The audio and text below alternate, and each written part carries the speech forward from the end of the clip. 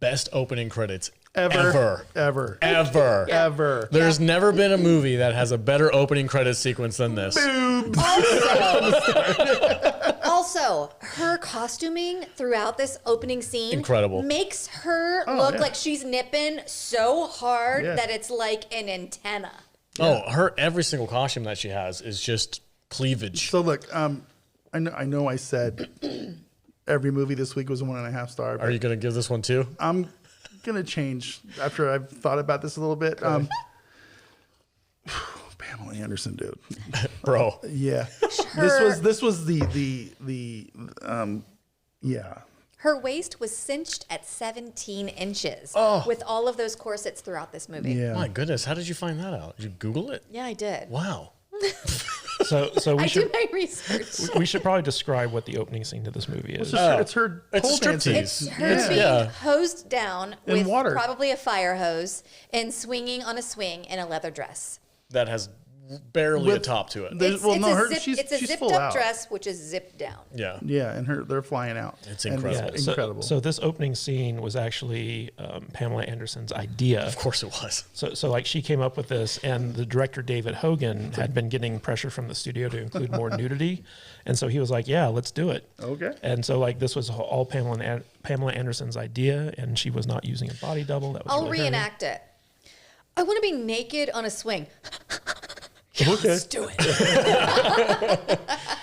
The like weird noir vibe, like detective. It's got like weird. What's the classic music that you hear for like grungy detective movies? Like it's like everything's a freaking guitar solo, but it also has like some weird trumpets in it. It's Jazz. Is it jazz? Jazz guitar. Jazz guitar and jazz trumpet, like the noir detective guitar. Yeah, it's got detective. Yeah, it's basically like Law and Order, but like a little spazzier. You can coin it. Bow, bow, bow.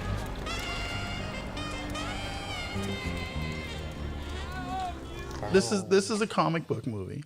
It's a rated R comic book movie. Yeah, it's based on a comic book from Dark Horse, right? Yeah. Barbed Wire. But I mean, I would have liked to have seen them take this a little bit more in the Sin City direction. Yeah. With the way it was kind of filmed, you know, Yeah. you know what I'm saying? Oh, I don't know how exactly to describe it. This movie would work really well in that.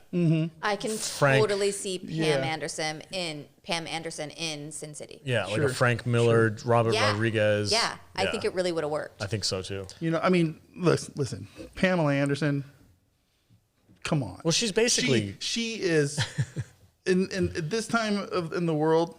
There was nobody else. She was just everywhere. She was gorgeous. She's beautiful. Yeah, mid-90s, she was like the hottest girl on the planet. There was nobody hotter. Okay, and we talked about Cindy Crawford. Cindy Crawford as a supermodel, but Pamela Anderson was just like, holy shit, is Pamela Anderson. She was the slow motion running on the beach. Baywatch. Baywatch. Yeah, this movie, you cannot get away from her. She just has perpetual sex.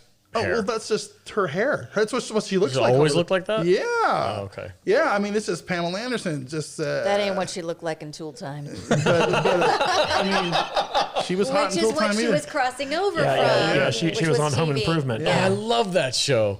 It's just, man, I mean, she was so beautiful. She's freaking smoking. And she had Tommy Lee and his giant dong. And it's just not in the movie. But you know, I mean, she just had everything she wanted back then. Just like, yeah, her husband's dong. You used a lot of Lubriderm. Yeah, I mean, Jesus, I mean, fuck. I don't know what else to say about this movie. It's just all just Pamela Anderson just looking sexy as hell doing weird detective things. I want to interview Tamora Robinson someday. Morrison. Morrison. And just go, so what was it like to make out with Pamela Anderson? Was that pretty good for you? You know what I love about Tamora Morrison in this movie? Like, he shows up in the most obscure films. Like, I'm just watching, this is like mid-90s goofy movie. You mean Tamora Morrison from Speed 2?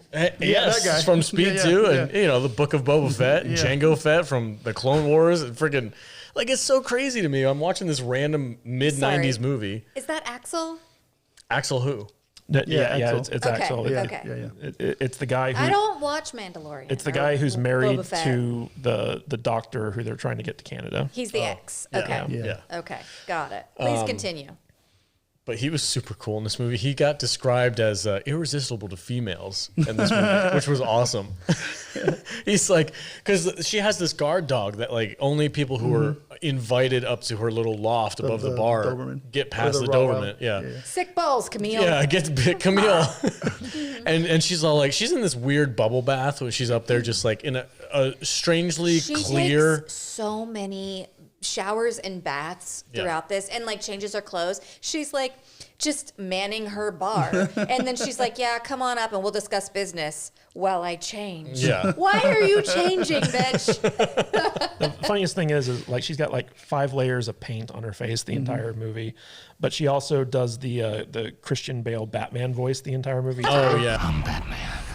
I'm barbed wire. She so does. Yeah, Yes. she really does, and the way they light her is so funny. So like she's got like the smoky eyeliner, and They light and her like she's Shatner from Star Trek. It's just this light yeah, bar across her eyes. It's like this noirish kind of like light bar where like her entire face is in shadow except for her eyes.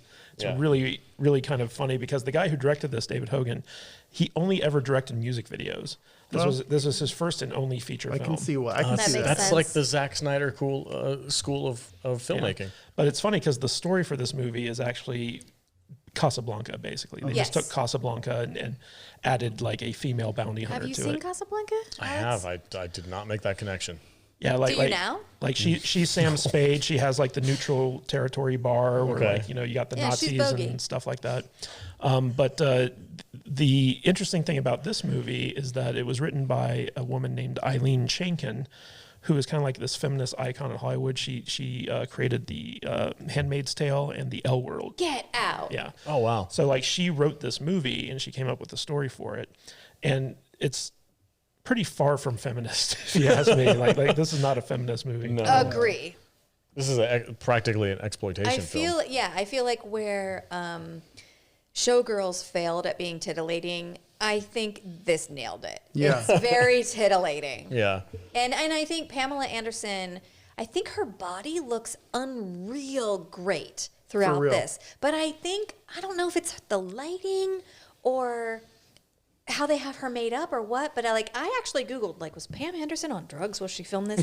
But I don't think she was, but I just don't think that she actually looks good. And I think that was the intent. Like, they wanted her to look like so sexy, but I don't think They went over the top. Oh, succeeded. I I think that she just looked so rode hard and put away wet. Not to, I mean, I use that phrase, whatever. But she just looks so rough throughout it. But her body looks amazing. I loved her look through this whole thing. Yeah, I went and saw this in the theater when it Yeah. came out because I was like, ooh, Pamela Anderson's hot. This